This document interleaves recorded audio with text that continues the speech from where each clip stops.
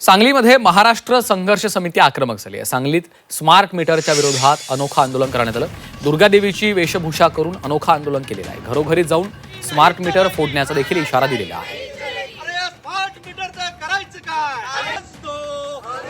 आज महाराष्ट्र संघर्ष समितीच्या वतीनं स्मार्ट मीटरची जी काही सक्ती या सरकारनं लागू केलेली आहे त्याच्या विरोधात आम्ही एल्गार पुकारलेला आहे आणि घरामध्ये आमच्या माता भगिनी असतात त्या नारी शक्तीचं प्रतीक म्हणून दुर्गा मातेचं प्रतिकात्मक आज आम्ही इथं सगळ्यांसमोर आणलेलं आहे। जे आम्ही आंदोलन केलेलं आहे ते तर मी यामध्ये जे नारी शक्तीचं रूप घेतलेलं आहे, ज्या काही महिला असतील विधवा महिला असतील त्यांच्यावर जो अन्याय होत आहे त्या उदरनिर्वाह करून कसं तरी घर चालवत आहे, तर त्यांच्यावर स्मार्ट मीटर बसवून जो काही अन्याय होत आहे त्याच्या विरुद्ध आम्ही लढा देत आहोत।